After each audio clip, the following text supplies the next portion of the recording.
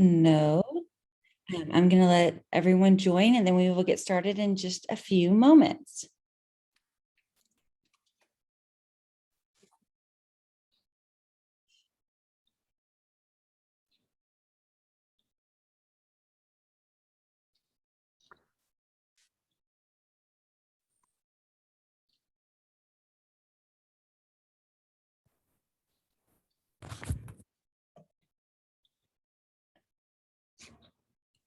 Hi, Andy. It seems like we're in all the same places anymore.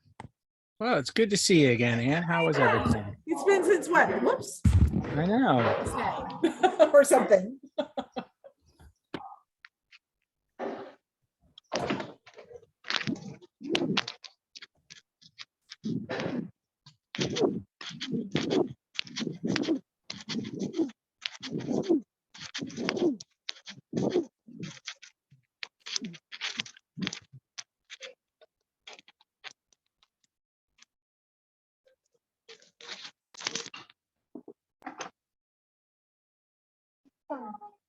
Sorry, No, you're fine. Do you have a meeting? I don't have a meeting. Oh. I have a meeting, but it's virtual. But Oh.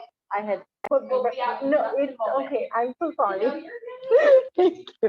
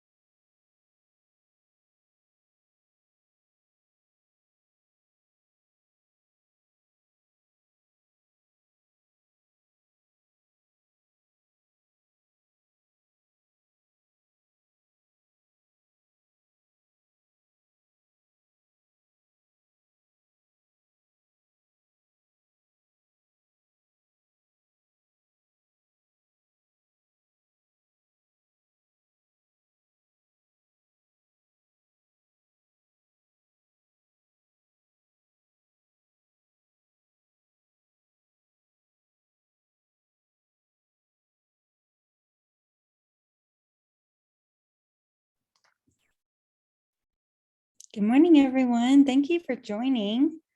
We are going to go ahead and start with introductions. And then we will get started. Happy Friday. Thank you, everyone, for being here today. I know most everyone knows me, but my name is Alex Miller, and I am the program manager for the Parenting at Mealtime and Playtime program. I will let Dr. Adams introduce herself. Hello, everybody. I am a nutrition and I'm also the medical director of PMP and part of the advisory That's committee. Okay. We'll and go so to, if each of you I could, don't know. Oh, Dr. Adams, we can't hear you. you can't. Can everyone hear me? Yes. This- Okay. Yes. Dr. Adams, we can't hear you. Running a conference call of doctors. Or I can't. Maybe, is it just me? A lot of listen-only modes. So Sarah's presenting at this conference as I'm driving. It's a I think it's connected to thanks so much. your husband's headphone. Connected to yours. Can you hear him? Yes. Now I can hear you. Oh. Me. Okay. So guys, I'm gonna go to mute. All right. They're telling her that they can hear me. Sorry, we're both in the car.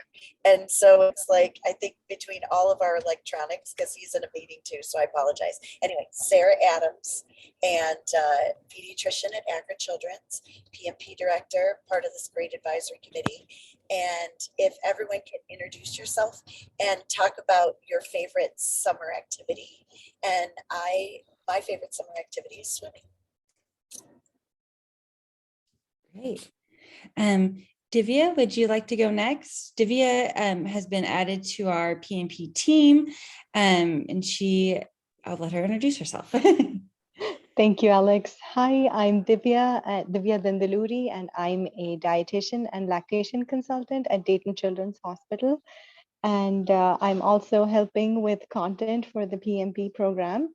I've been with the PMP program from January of this year, and I'm very excited to be part of this program. I've learned so much, and it's been wonderful. My favorite activity in summer is going on hikes and walks with my children. Also, we're leaving for India in a couple of days, and we're super excited about that as well. Hey. Wonderful. Thank you. Great. Now I will just go down the list. Sarah Bidwell, do you want to go next? Hi, everyone. I'm Sarah Bidwell with Asheville County Board of Developmental Disabilities in Early Intervention. And my favorite activity in the summer is also walking outside or bike riding outside. Wonderful. Dr. Wapner? Hi, everybody. I'm Andy Wapner. I am at the OSU College of Public Health and pediatrician in Nationwide Children's Hospital's Urgent Care Network. My favorite activity is swimming in the summer. So I hardly ever get to do it in the winter. Wonderful. Great. Liz? Hi, everyone. Liz Dawson, Chief Operating Officer of the Ohio AAP. And my favorite activity in the summer is also swimming. Yes, it's a great one. Dr. Gantowitz? Yes, hi, how are you? I am actually a kind of a retired pediatrician, but I happen to work in a school right now. I don't know if this program is going to work for me at all, but I'd love to learn about it because I do interact a lot with parents. And so it might be helpful. And my favorite activity during the summer is I get to visit my grandkids and swim in a lake in Vermont, and that's really the best thing.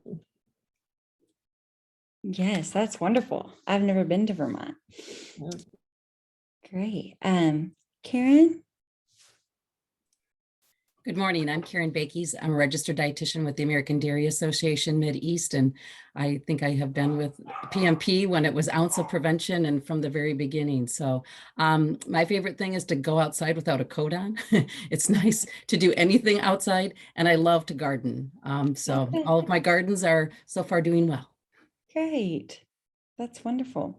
Dr. Chavez? Hi, everyone. I'm Eileen Chavez. I'm a pediatric psychologist that works in the Center for Healthy Weight and Nutrition at Nationwide Children's. And my favorite summer activity is probably playing with water balloons. Great. Heidi? Hello, everybody. I'm Heidi Scarpidi. I'm a registered dietitian with the Ohio Department of Health, Early Childhood Health. I, like Karen, was on the starting team with Ounce of Prevention 20 some years ago. And my favorite activities in the summer are a tie between hiking and horseback riding. Great. These are wonderful. Anne?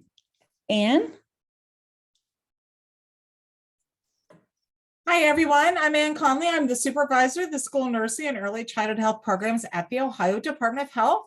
So I'm always glad to see you all. And my favorite activities in the summer, I mean, I, like Karen, like to garden and I like to hike, but you can do that all year round. But probably my very favorite is kayaking. Can't do that so much when the lakes are frozen. Yeah, that's great. Wonderful. Let's see who I have next. Bree? Hi, everyone. I'm Bree Haviland. I'm a registered dietitian and I work for the WIC program at the Ohio Department of Health. And my favorite summer activities are just being outside with my kids and taking them to the pool. I wouldn't say it's necessarily swimming. It's just childcare at the pool. Great. Melissa? Hi, everyone. Melissa Werby Arnold. I'm the CEO of the chapter. My favorite activity is golf, and I don't always play it well, but I play a lot of it. So there you go. Great.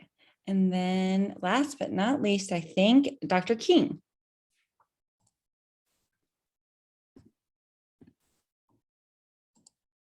Hi, everybody. I am from Dayton Children's Hospital. I am the physician in our pediatric weight management center. I work with Divya, so I love that she's on here. My favorite summer activity is pretty much everything that has to do with anything outside.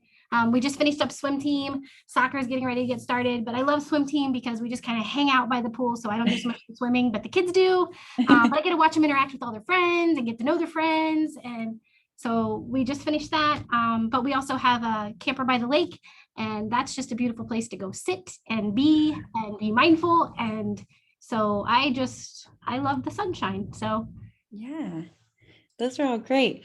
Is there anyone that I missed? I think I got everyone. Hi, Great. Alex. It's Maria. I'm I'm sorry. sorry, Maria. That's all right. I joined late. I'm Maria with ODH, and I work with Alex on the PMP project. And my favorite activity is just spending time with the kids in the backyard. We call it the backyard beach. So Oh, that's great. And I didn't answer. I love spending time outside too. We spend a lot of time at the dog park with both of my golden doodles. So we have a lot of fun out there and spending time outside when it's not too hot. So great. Well, thank you everyone for joining. I really appreciate you all always meeting with us and providing us such wonderful feedback. And we're so thankful for the partnership with ODH and being able to continue PMP on. So we're just so glad that you're all able to be here. So I have a few updates. I will actually go over advisory goals and roles of members before we do the updates. I just wanted to share kind of how this year went, some of the really cute TikToks that we created and some of the handouts that you all helped us with as completed, and they're all up on our website and ready for you all to use with your families and share with your colleagues. So that's exciting. And then we will kind of just dive into deliverables like we normally do when we meet like this. The exciting part about today and about this new year is that we will be extending to ages 11 and 14 and then 15 and 18. We went up to 10 last year and it was wonderful. And we had a lot of great trainings on mindful eating and body positivity, eating disorders. And I think that we can really extend and talk about many different topics with these other age groups. So I'm really excited. So for your role with the advisory committee, and Dr. Adams can jump in whenever she would like to, but we kind of just wanted to go over time commitment. We will be scheduling quarterly meetings, one each quarter, and I'm going to go ahead and have those on your calendar so that you all will be ready and know when they're going to be. And I'll be sending out a doodle poll next week to kind of gauge what days and times work best for you all. So you'll know exactly what day they will be on the calendar each week. As far as commitment and goals, committee goals, I kind of just wanted to take some time to talk about any goals that you all thought would be beneficial as an advisory committee, as a team to kind of complete. And I know we have our deliverables that we complete, but I just wanted to see if there's anything that you all thought would be beneficial for us to work on. It can be in terms of dissemination of resources, the mobile application, any topics or any populations that you all would like to outreach to, providers, specific groups, just anything that you all think about when you think about PMP.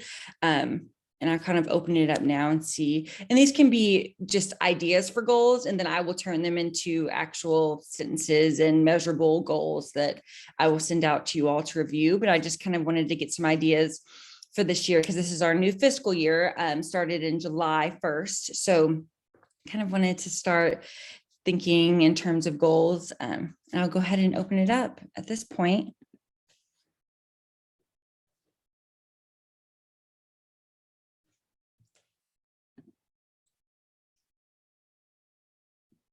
Sarah, I think one goal that PMP previously being a QI project focused on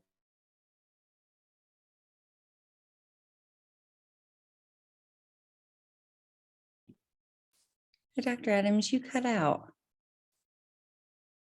I can't hear you. oh, geez. Okay, hold on.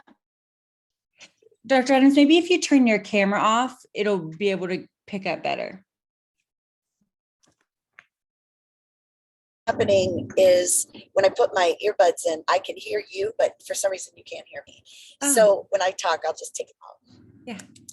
Basically, I just want to say the 0 to 5 year age group, you know, we've with previously when PMP was a QI, and now that we're becoming more educational, it's about prevention, but it's also now that we're expanding to older,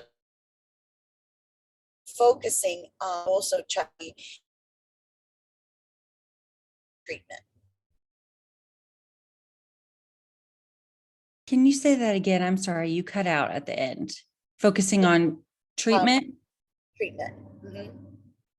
So our educational models are always about prevention. Now what we want to do is continue with that prevention, but also what do we do at the point where now we need to put the family on track.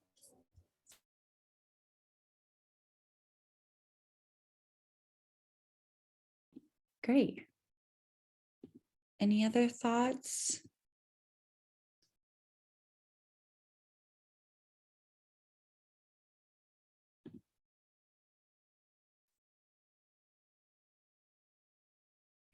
And Sarah Bidwell, I don't mean to put you on the spot, so you can say that you don't know right now, and that's okay. But I'm just thinking in terms of home visitors and community health workers, is there anything that you think that we could do better to serve those populations that you're working with, or to help home visitors and community health workers?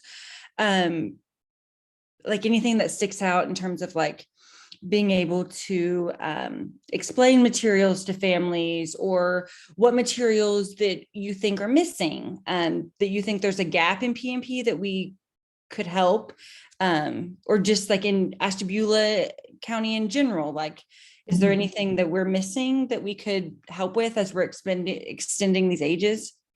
Well, I'm going to go along with what Dr. Adams said in the treatment.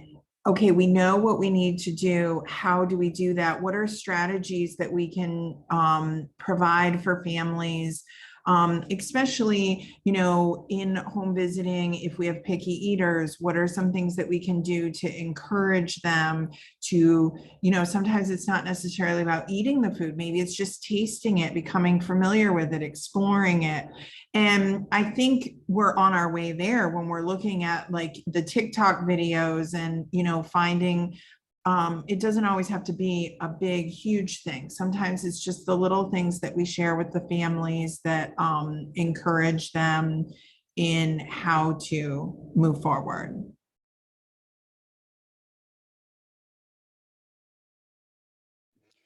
I think that's great. Do you think that more examples, like the videos, examples and showing how to do it would be good?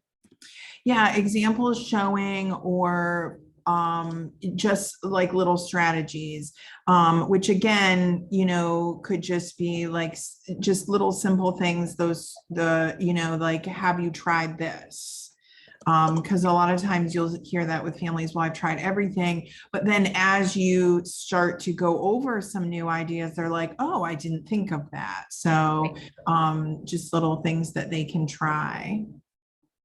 Awesome. I think that's great. Is there anything else that anyone would like to add to this? Like I said, I'll be typing this up in what have we made? So that's a great point. Dr. Chavez, we have these handouts available in Spanish, and previously they're available in Somali as well. And I think that that's also a great idea, is to continue expanding into those different languages, and as well as including some different cultural foods. That's great.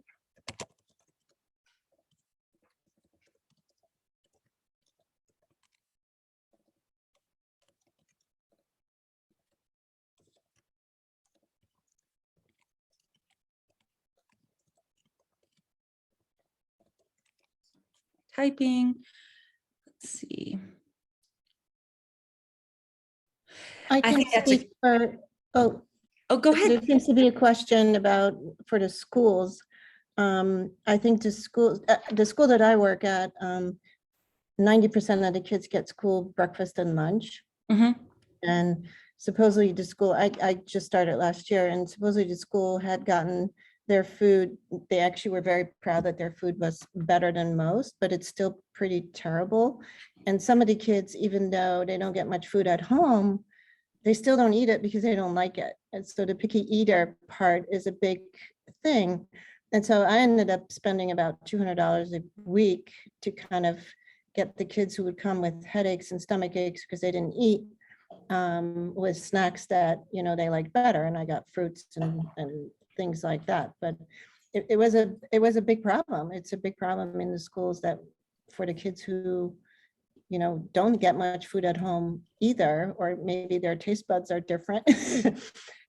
They really don't like the food that, you know, the school provides. Not only that, I don't think they get enough time to eat it either. Some of the kids eat a lot slower than others. Yeah, they don't have very much time to eat lunch anymore. Or really, I didn't have much time either when I was there. So that's a And huge problem. sometimes that's the time they can talk to their friends and they forget about eating. Yeah. Yes. That's a great point. And then Dr. King had also said, surveying primary care providers to identify where gaps may exist in populations. And I think that might be a great idea as well. I'd like to piggyback about the school. Sometimes they also, because they don't have a lot of time to eat, I'll see kids that will eat the junk that they've packed and then throw away what's good, or not eat. Maybe they all have healthy lunches, but they don't finish it because they don't have enough time. Yes. And Takis is a favorite. Reinforces fast eating and not intuitive eating. That's true, Dr. King.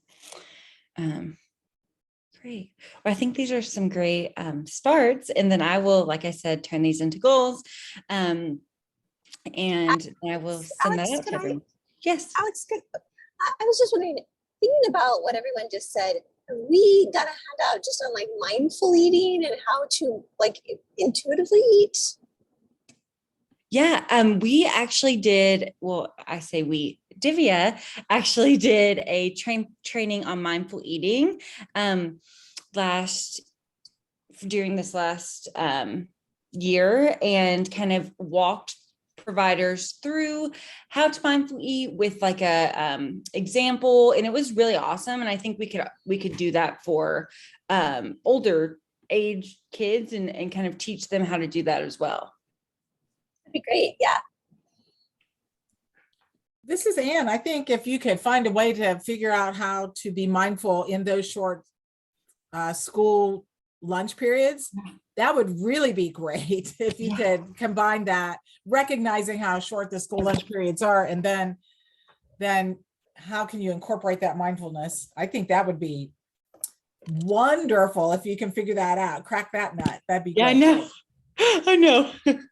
I think that's great. And maybe that's something Divya and Dr. Adams and I can kind of brainstorm about after this meeting too, and kind of see where we can go from there. Because Divya did a wonderful training on that. So wonderful. Well, great. Well, thank you for those first little snippets. And then kind of just talking about your all's role. We appreciate you all volunteering for handouts and trainings and things like that. And we would love for you to continue doing that. But also, if you have anyone in mind that you work with or that you know that talks about some of these topics, as we're talking about deliverables and topics come up, if you know anyone that does trainings on this or has in the past, we would love for you to connect us to them, and so that we can kind of keep building those connections and work from there. So that is your role in helping us with the handouts and that kind of thing. And then for involvement. We will continue to reach out to you all via email and have these regular scheduled meetings. And keeping you all updated with everything we're doing for PMP. And then Dr. King asked, will the expanding mobile app? Yes, the mobile app will be including these ages as well.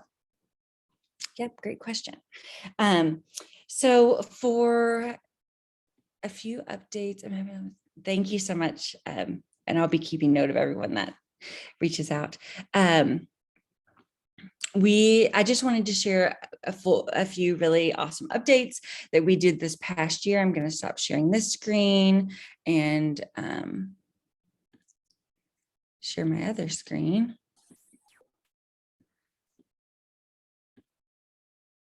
Go. Are you able to see? That's not what I wanted. Hold on just a second. All right, so we have all of our resources available here on the website, so please feel free to share with your families. They're also on the mobile app as well. Just a few examples of some things we did. Each handout that we did had a caregiver and a child side. So this is one that's on snacks and after school eating, and has some cool recipes and things like that.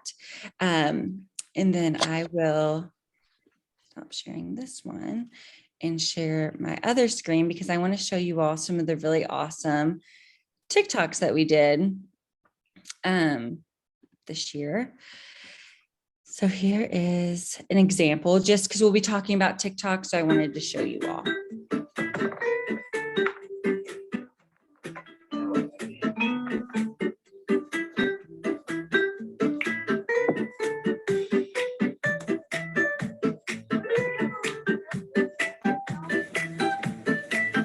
And that one goes with the snacks. And then we have a few more.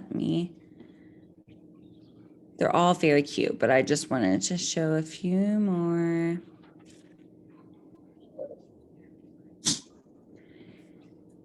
I love the one with the puppies too. And now, yes, right, that's a good one. Cool. Now put that one down. Left arm. Awesome job. Now you're right. Woo. Now you're. Yes. Oh my gosh, that's awesome. And I wanted to find the puppy one too. Well, I don't see it here. Oh, jeez.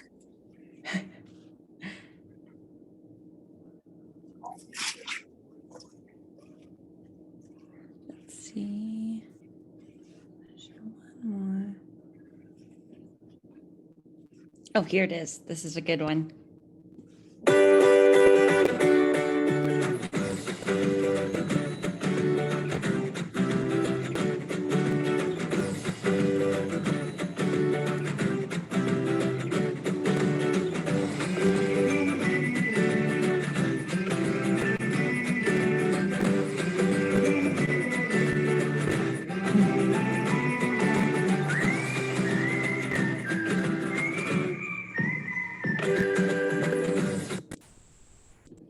So these TikToks go with each of the handouts that we created, kind of as an example of how to do the different things that were mentioned in the handout. So they're really awesome, really excited. And some of those TikToks we partnered with some different childcare centers. So that really helped us get more children involved. So it was really great.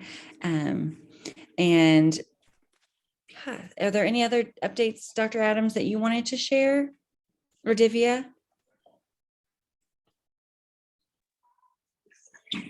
No, I just want to say thank you. The TikToks I've been seeing them come out on the, either on social media, whether it's in TikTok or the, Instagram, etc. And they're great. I think they're really well received. Yeah, they're wonderful. Thank you to everyone that helped create those.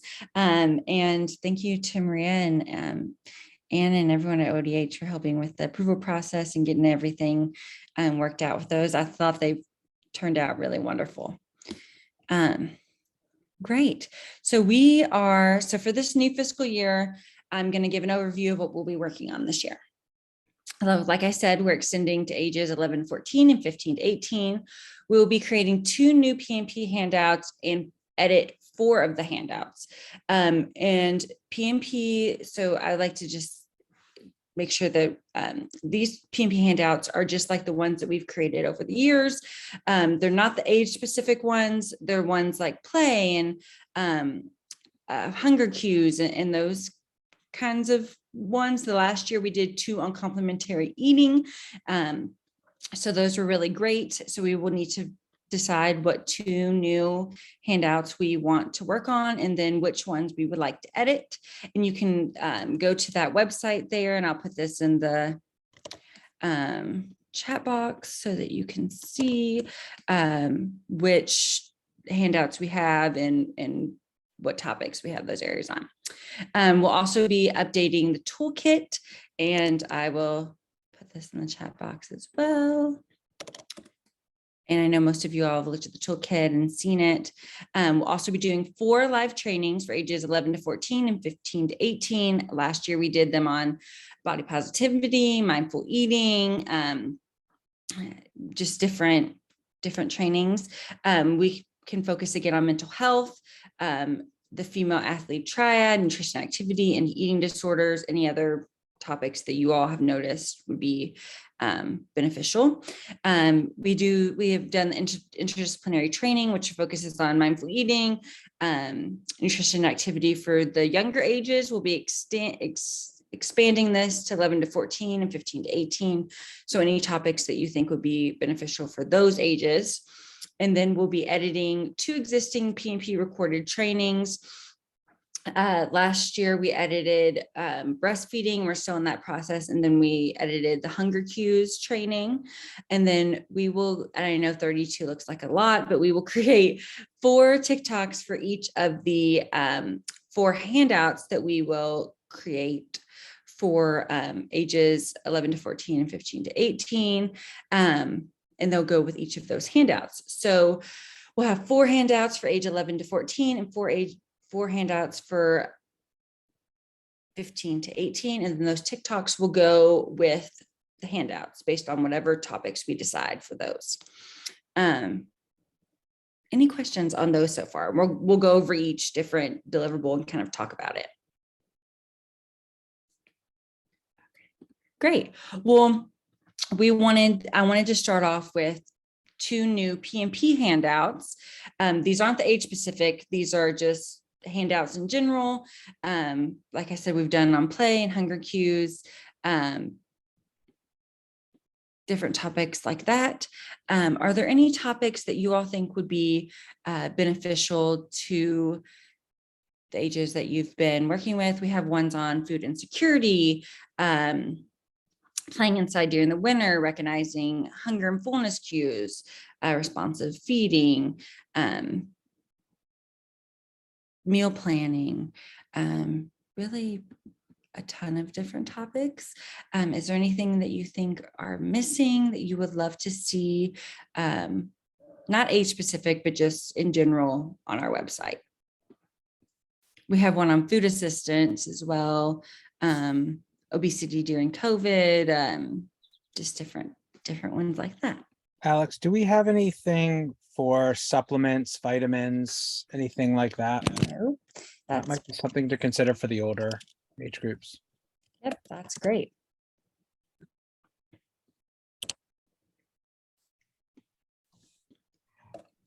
Alex, this is Melissa King. With our hunger and fullness, the one that we have really targets the younger age groups. And I think some general, like how to handle hunger or am I hungry? So like that concept of I want to eat, but am I hungry, or who's hungry in there? Is it my eyes? Is it my nose? Is it my heart? You know, that kind of concept. So what to do with hunger. That's great. And then I think that if we were talking about some editing, I have some ideas about the meal planning and sort of how I've shifted that some in my clinic. And so I think that could, because I think sometimes it's a little more challenging for the specific day of the week meal planning, but just some general concepts of what are some meals I could put together different food groups. So sometimes we'll do a list of like, here's my foods that I like or foods that I want to try. And let's pick one from the categories or, 3 for a meal or 5 for a meal or something like that. And I sometimes will walk patients through that with our handouts that we've kind of created. I think that's great. That's wonderful. Because we've had a lot of people reach out about the meal planning handouts. And I think that editing and updating it with a really easy way for them to understand and pick different foods would be great. That's wonderful. For the teenagers, I was thinking, because they can be very busy, so on the go foods, healthy foods that they can take with them so that they're not picking up the candy bar or something like that. That's great. I love those. Another idea is like nutrition and athletes. Sarah, when you brought up, the teenager, it's so important for their development, to have calcium and a well-balanced meal. So, and those that are athletic, I get a lot of questions about, hey, how what can I do to really enhance my performance? So, but do it in a natural way. Yes. I think that's great. And I've heard a lot of physicians talk about providing resources to families for that. So I was thinking also between what Andy said about supplements and then this nutrition for athletes, I wonder if we should be adding things like discussing the use of creatine and stuff like that, because a lot of those high school kids, or even middle school, but mostly high school that I'm aware of, start thinking that they need to take those things to bulk up and have more stamina, et cetera, et cetera. So that's great. I agree. I've seen some articles about that recently too. Alex, do we, I can't remember, and I might have even brought this up in the past, but do we talk much about sleep? And I wonder if that's something that we should focus on as well in the adolescent age groups. We talk about, so no, not really in these older age groups. We would need, I think that'd be great. We talked a little bit about tablets and screens and how that can interrupt the sleep, but not really things to do to improve sleep outside of tablets and things like that. Okay. I think that would be a great one, kind of incorporating like healthy habits for sleep. What do I do to get myself ready for sleep and routine? And I think along with that, even maybe a handout about creating a schedule, creating a routine, because I feel like that's another big topic that we talk about. When they're on a free-for-all, it doesn't help them with managing hunger, energy, sleep, stress. So I think both of those would be awesome. I love this age group. So sorry if I get overly excited. I literally love these age groups. No, I think this is great. I love that. And Barbara, I saw what you had said. I think that'd be great. With the OSU football team, seeing if she'd be interested in giving some input, that would be wonderful. Alex, would we want to think about something?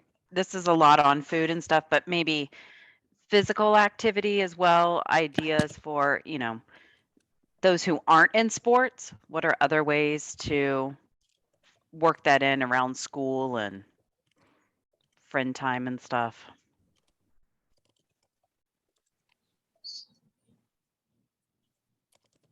And on that, Yeah, that's little a bit. really good one. I work with a population and I know from the parents that they actually don't let their kids go outside. So if we can incorporate, because of danger from the neighborhood and things like that, they're really scared. So I was wondering if we can add things that they can do, in a home or a small space, or, kind of help that along. Yeah, I think that's great. So Alex, I also really love this age group. And I was just thinking about like something like debunking or sort of recognizing what is like a fad TikTok diet or a TikTok trend versus like what is actually healthy lifestyle behavior changes that are kind of more long and sustained. I think that's great. And I think we could do TikTok videos on that, like on debunking TikTok trends. That could be something that we could build off of. It could be a handout, but it could also be like a video. I love that idea. I do too. And we can actually take some of those trends and duet them and try to get more views that way. Yeah. Would we include YouTube with that? Just because they also love the YouTube channel? Yeah, we could definitely.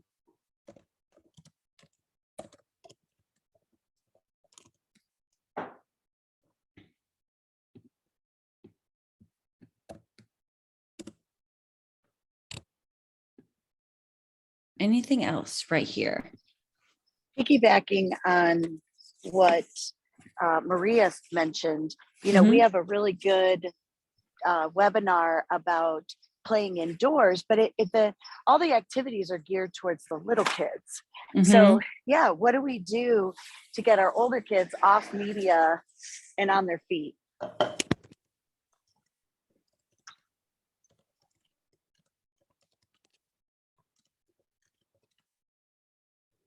I think that's great. Yes.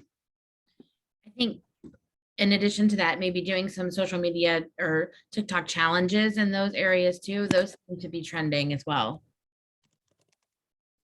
Those are trending, yes. Like a dance, but we'd have to make sure like a dance, how they do those trends like with different dances and everybody kind of does it, but we'd have to definitely make sure, it's ODH approved. Am I right? Yes, of course. Yes. I think that's great. And it'll be easier to get older kids to do the trends than it was to get younger kids. It was a little bit harder. They did great, but they also wanted to do other things while we were recording, like talk to me about things. Energy drinks is a great one, Dr. King.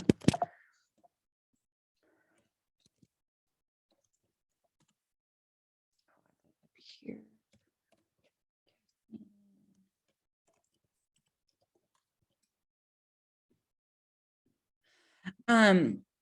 Now this, I know that it could be nutrition related, but could we, and I know we have, I know we have a program on vaping, but could we include how vaping can interact and nicotine could interact with nutrition and that kind of thing? Or would that, Liz, do you think that we should stick that with just vaping? Yeah, I don't know. I'd love other weigh in on that. If it's a diversion from what we're to do here, but I mean, it is part of health and physical activity and everything else to, avoid that. Well, and how does it interact with the ability to do physical activity? That's, I think, an easy link.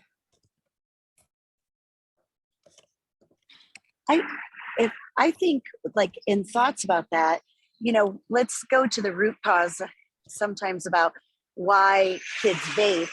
And I mean, there's lots of reasons, peer pressure, etc. But, a lot of times they'll say, I just want to relax, or it's to reduce stress. So maybe even a talk or a handout about, happiness chemicals. I use those words, like things that we can do naturally, like eating right and drinking water and getting good sleep, and how that gives us energy, and how we can use like yoga, for example, or meditation or stretching in ways to help reduce stress. So it might, we could put a twist on it as in, alternatives, healthy alternatives to help with, you know, coping or reasons, you know, why kids would turn to vaping versus doing something healthier. other things that they might turn to as well. Other unhealthy habits that could come from that.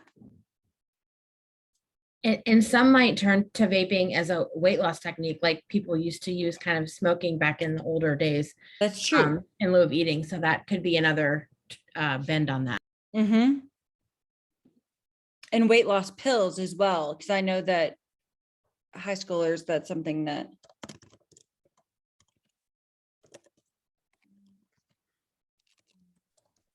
I think even just the concept of healthy weight change anyway, because I feel like, you know, what we sometimes have to be really careful of is these kids start skipping meals or really doing some chaotic disordered eating patterns. I was just going to say exactly the same thing, that healthy weight loss or gain is, you know, either way, as you said, how to do that safely and in a healthy way. I agree.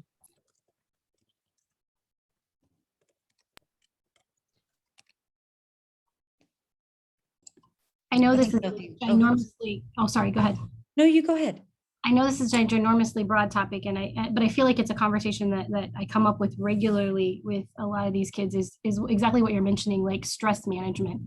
And I feel like I feel like there's just such a difficult time in connecting these kids with healthy stress management or tools to kind of help when their anxiety goes high, which makes them, you know, not want to try new foods or not want to try new activities or not try new events.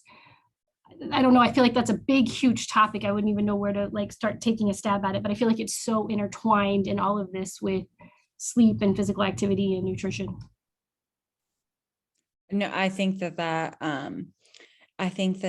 is a great point. And I know Dr. Chavez kind of talks about those different points. So that might be something that maybe, I don't mean to put her on the spot, but maybe something that she could intertwine as well.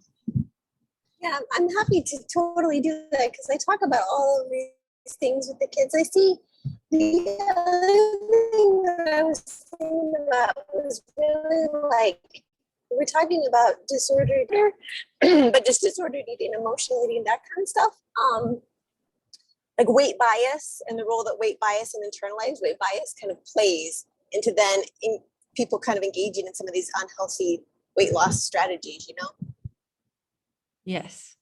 Yeah, I think that's great. And I know Ty talks about some of these or works with some of these different things too. And I don't think Ty was on when we started, but Ty Schneider's on too. And I'll let her introduce herself real quick, just so people know what she works on.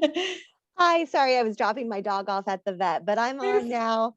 My name's Ty. I'm a psychologist at Nationwide Children's Hospital. I work up in our primary care center, so I'm actually up at Sharon Woods Primary Care, but used to work in healthy weight nutrition where Eileen is now. So great. I'm And they've also both wondering, done- oh, sorry. Oh, no, go ahead, Maria. I was going to say, I also wonder, you know, these are all great topics for kids. But I'm wondering if there's a way to incorporate, whether it's the child side or the parent side, but how to talk to each other about nutrition and things. You know, we talk in the younger ones about how important mealtime is altogether. Well, that kind of goes away as kids get older and more, you know, and busier and stuff. But is there a way to incorporate, whether it's the kids talking to parents or parents talking to them? But just making sure those lines, you know, we have tidbits of those through there as well. Yeah, no, I agree. That's great. Another quick thought as we're looking at expanded ages too is management of weight gain and loss from ADHD medications, anxiety medications, depression medications, what's expected and kind of how to manage that. I might not know, but is there also something for the children who have food, not necessarily allergies, but you know, so that they don't feel left out in school or peers or things like that? No, I think that's great. That's a great point. We don't have one like that.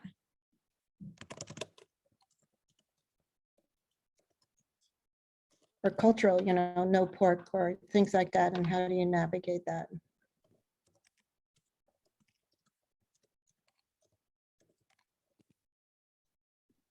Same with the vegan, especially to older kids, they try that. And yes, and vegetarians too. Great, yes. Wonderful. Anything else? There's a big movement with climate change and nutrition, and I don't know if that's something that could be interesting. I haven't heard that one yet. Or kosher or Well, halal. it has to do with, reducing meat, Yes. all those things, and to help with climate change. Yes. Yeah, that definitely goes with like the plant-based diet, eating a plant-based diet. Yes.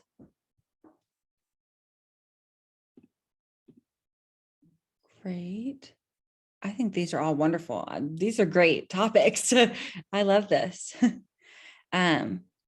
Great. Well, and I know that we just kind of brainstormed ideas in general. But I just wanted to check in and see. So we will be having the 4 handouts for 11 to 14 and 15 to 18. Is there anything that you all think would be beneficial for caregivers to know, or for youth to know in general, and the best way to provide them that information in a handout form?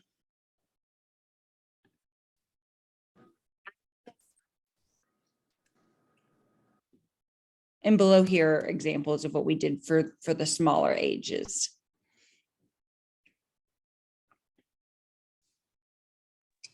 Maybe something for caregivers around like when to start to sort of seek more help, or when to start to maybe sort of have more red flags related to like disordered eating versus eating disorder, like what parents can kind of watch out for. Because I meet with a lot of parents who are like, well, my kids have started to reduce their portions, but maybe now they're even restricting and I'm not sure, that kind of thing.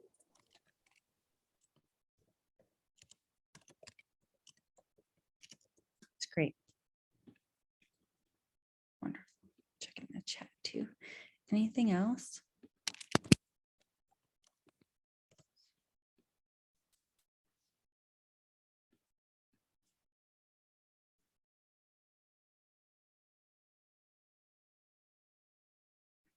Are there any other topics that parents really ask for help on for older kids? Anything that really sticks out when working with families or talking to families, if there's things that they ask for guidance on, or things that kids ask for guidance on?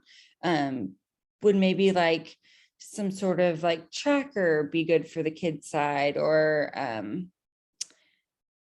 don't know, like Dr. King had said, maybe like a meal planning sheet, or different recipes or things like that.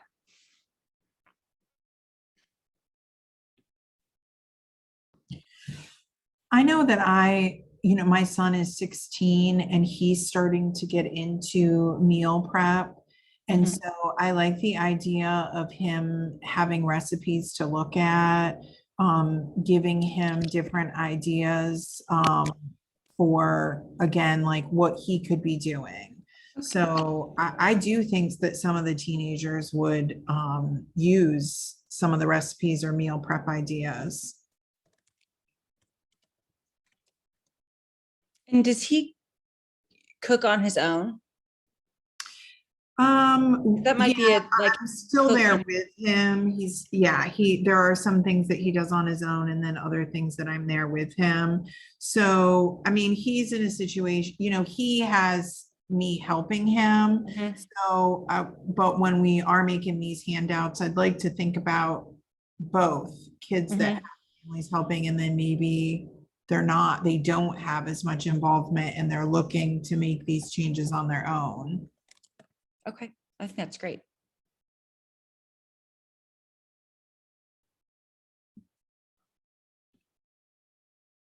Helpful apps, yes.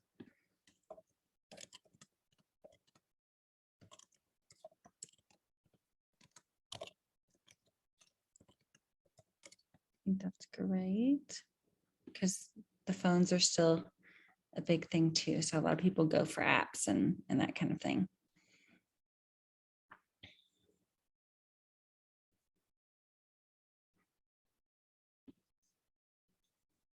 Anything else? Okay, great. Well, now we'll talk about TikToks.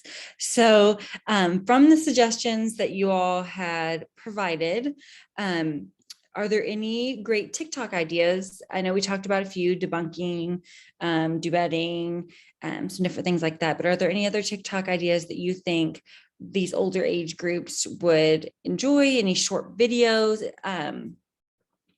Anything in general, really, that you think would be good?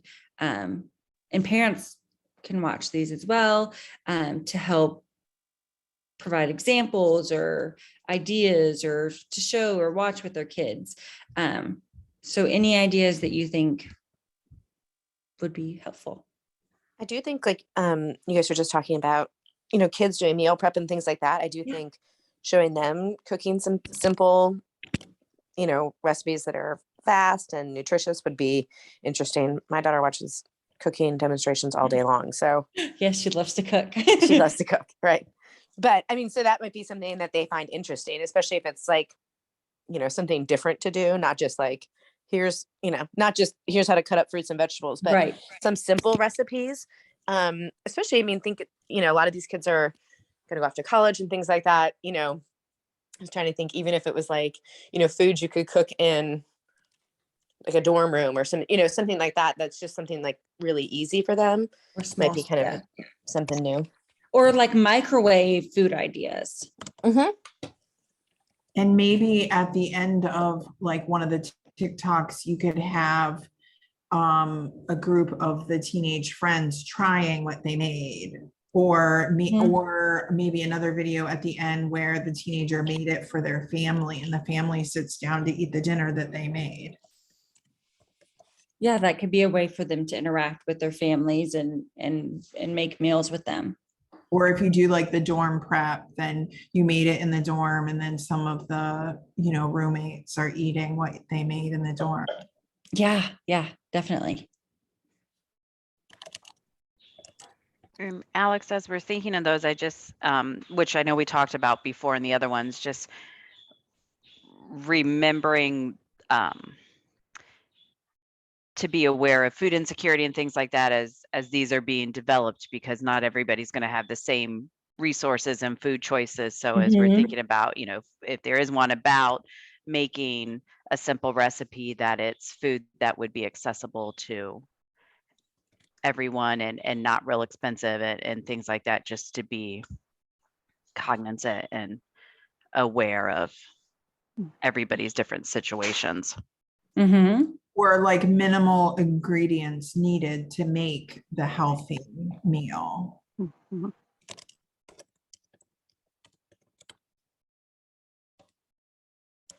It wouldn't be bad to do one that had maybe a kid going through a lunch line at school and selecting the healthier choices in a lunch line. I know the choices are different at every school on every different day, but maybe some general or some fun ways of making the healthier choices, or previewing the menu before going to school with mom and dad, or for an older kid looking at it themselves. That would be good. And the other TikTok that it came to mind as soon as we start talking about this age was it would take some thought, but putting one together for the older kids and sleep habits. No screens right before they go to bed, no TV, no phone, and not all negative about what you don't do, but maybe some hints about healthy practices for helping them to relax and actually fall to sleep, and how long they should stay asleep and all of that. I think that'd be really, really fun to kind of figure out how to do. Mm-hmm. Because you can really do anything with TikTok and video editing these days. So you could actually do it where you just had a teenager kind of like showing their healthy bedtime routine, right? And so then Like they would very purposefully at the beginning of the video, like put their phone, like check it in on the kitchen counter or whatever, right? And then kind of do their routine. So if that would be like a cup of herbal tea and then they go grab their book or whatever, right? Mhm.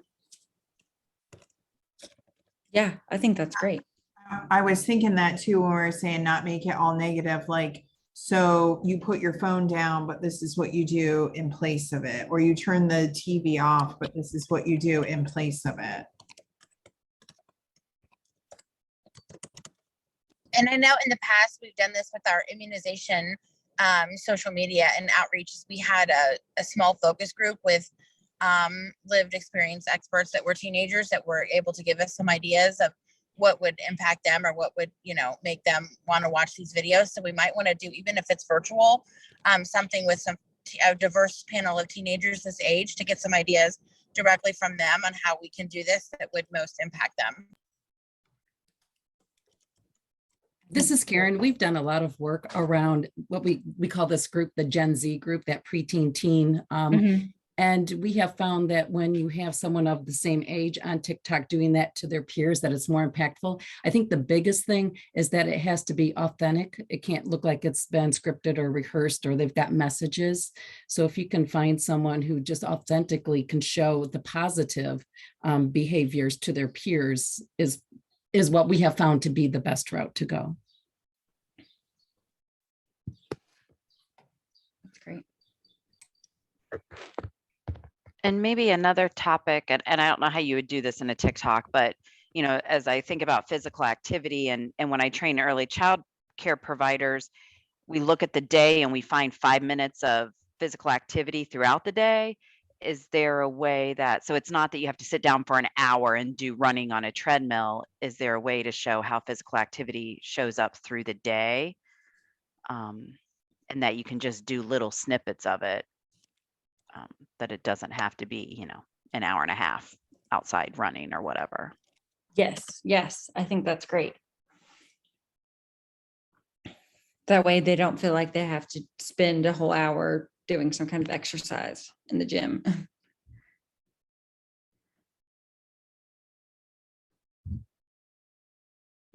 Any other ideas?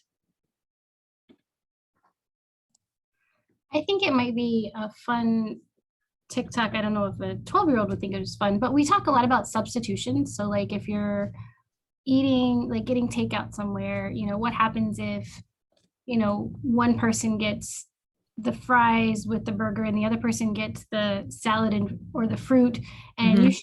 So you're getting a little bit of fries, but then you're getting a little bit of something else.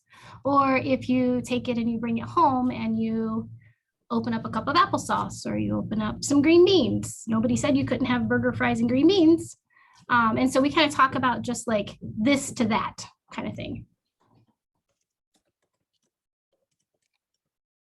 Yes.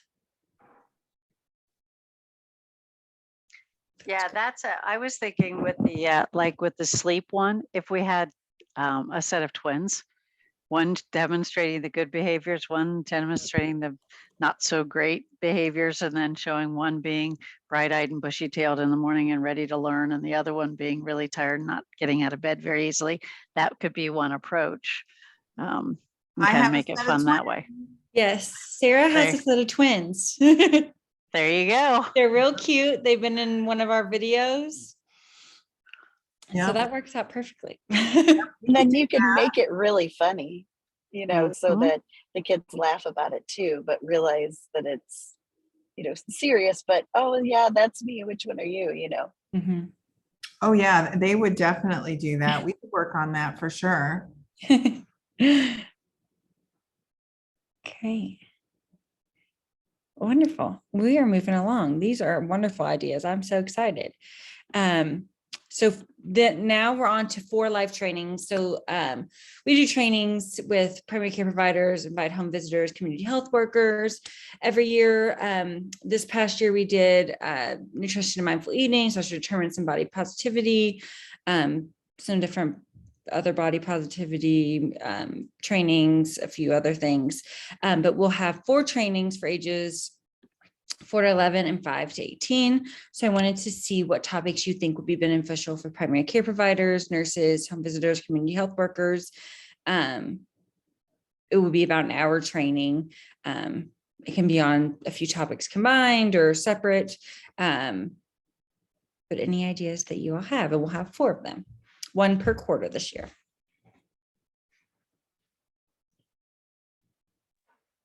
I just recommend everybody looking at the list of what we thought about in regards to our other ideas and kind of honing in, like what are some of the topics you find most important that we can utilize in a webinar, for example. Yes, and it can be combining some of these or anything like that. I think it would be really helpful to sort of help people recognize that disordered eating pattern, right? So that they don't accidentally like encourage behaviors or praise behaviors that really are not helpful in weight loss, like restriction and other things like that, right? And you could pair that with like being able to teach mindfulness. So you would teach the people who came to the training how to teach mindfulness to the kiddos that they see.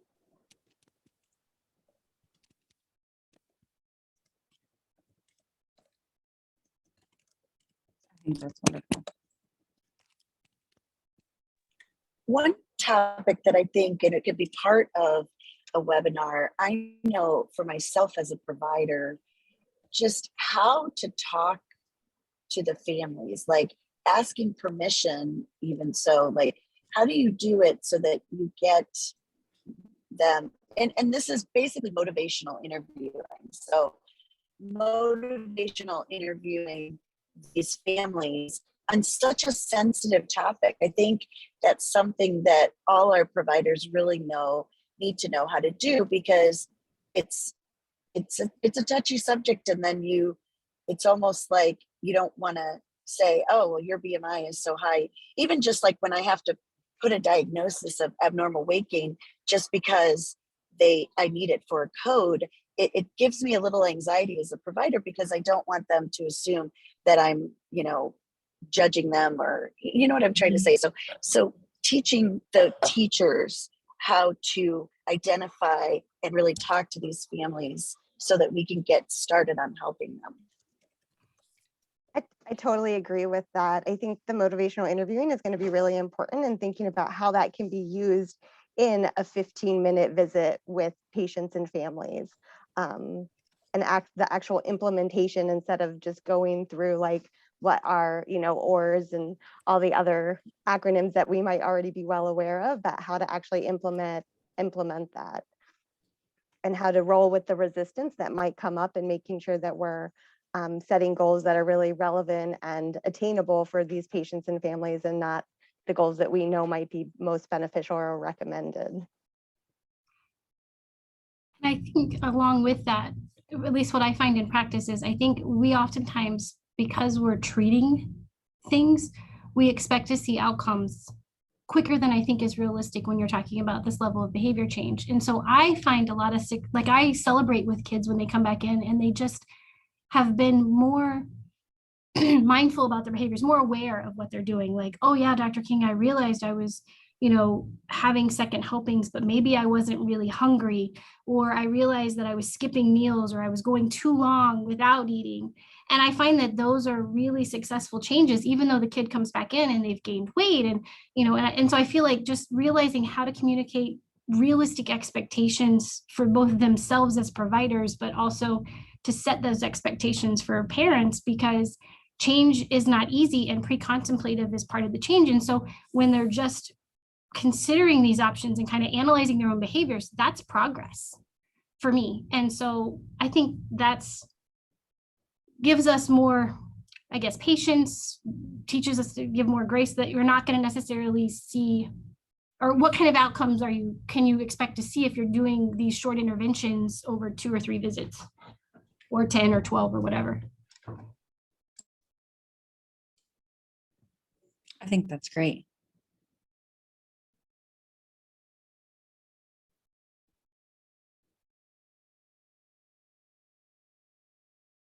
Any other thoughts? I know we've talked about a lot, and I have this recorded, so I will make sure that I send out these notes to everyone too.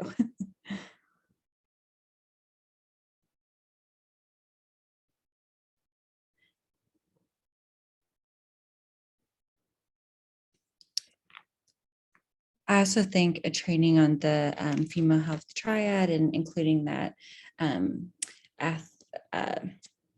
athletes and activity, and that would probably be great too.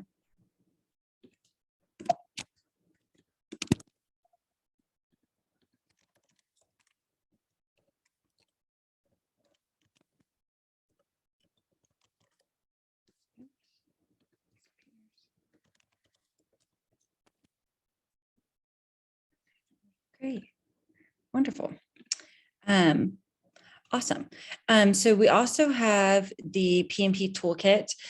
So we won't go through the whole toolkit today, but I will send you all the link to the toolkit and have you all let me know what things you think need to be edited or changed or updated or added or taken away, so that I can keep sending this out and getting some new people to register for it. If you haven't seen it yet, I will have you, I'll send this to you, but I also would like you to fill out the survey before diving in, just so we have access of everyone that has it. Great. We already talked about this, but are there any other topics or ideas that you all wanted to talk about? Anything that you think is beneficial? It can be about advisory committee, it can be about PMP, it can be about any updates you have within your organization that you wanted to share with us, anything in general. I mean, if you're opening it up, Alex, Yeah, I'm opening it up. I would love to know if the Ohio AAP would love some masters of public health students to help out with some projects coming up in the fall and summer and spring, since many of my friends are here. Thought I would just put that out there. Let me know. Yeah. And I think that's probably a question that Liz or Melissa could probably Of answer course, but better than me as well. I thought I would just throw it out. Yeah, no, I think that's great. We do have some advisory committees for some of our programs. So if they want to look at some of our programs that we have out there and participate in them, they're more than welcome to do that. Great. So you'll be receiving an email from me. Okay. Another idea, this is Sarah, is maybe partnering them with, whoever's making one of these handouts, for example, could be kind of fun too. Mm-hmm. Is anybody working with school nutrition at all? Is it who updates that and who, you know what I'm saying, if it comes from the AAP?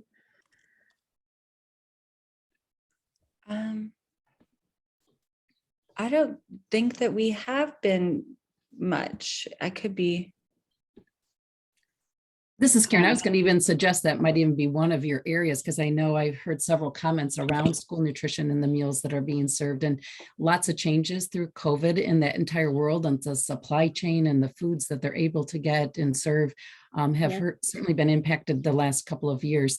There's actually even a group of dietitians up in Northeast Ohio that have done some really creative things with the schools up there in regards to meals. And there's a lot more with farm to school, gardening, just a lot of activities that are taking place in that whole world that might even have a panel for one of your trainings on what's happening in schools. Great. And I think also they changed a law in Ohio, from what I understand, of who can now access school breakfast and lunches.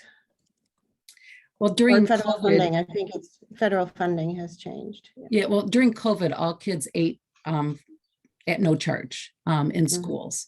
And so that's been for the last 2 school years. And moving into the next school year, it's going to go back to some of the previous where they're going to have free and reduced and and the meal programs will change, but there's also more incentives and some dollars that are coming into play in regards to local foods and serving those. So there's just a lot of changes in regards to the funding, but it will go back to what it was previously.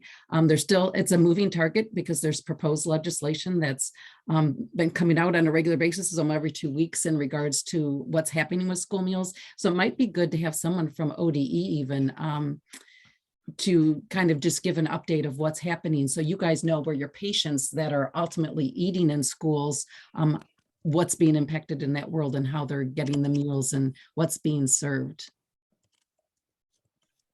Because actually, if you look at it since 2010, when they implemented some of the changes, and there's more changes coming with school meals, and you look at the healthy index eating scores for both breakfast, school breakfast, and for school lunch, the numbers have just jumped enormously, that kids are actually eating much healthier at schools since 2010, when several of the changes were made. And still there's a lot of movement in that direction. So I think there's a lot of good things that are happening in school meals, and maybe sometimes, when we get out into the consumer world, we're not always hearing about some of those positive changes and impacts.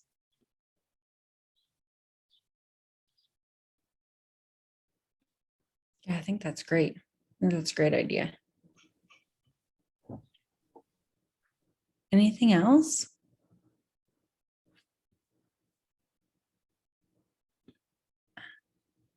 Liz or Melissa, did you all have anything else you wanted to chat about? Not me. Okay. No, not me. I love all the ideas today. This is a great conversation. Yeah, it was really good. Maria and Heidi, is there anything else that you all wanted to chat about? I know this didn't take 2 hours, but I think we got a lot of great topics. I do too. I think it's exciting. I love all the great ideas and people volunteering for stuff. It's the best. So thank you. I know, I love it. This is my favorite meeting of the year. Great. Well, This is Sarah. Sorry, I lost connection for just a minute, but no, I just want to thank everybody for taking the time, and for our leaders at ODH and at Ohio AP, and definitely Alex for all the hard work that you do. And I'm really energized by all the ideas. Thank you so much. Yeah, this is great. These are a lot of really wonderful ideas. So I will be sending out a follow-up email next week, and then getting some volunteers and reaching out to you all, and we'll get started on this year. I'm really excited. This is going to be great. And we appreciate you all taking the time. We know that you all have very busy schedules, and we're glad that you could all be here. And we do still need TikTok creators. So I appreciate ideas on people to be in videos and that kind of thing. So I will be sending out an email soon. And then please let me know if there's anything that we can help with. Have a great Friday and a good rest of your weekend and week next week. And again, let me know if you all need anything.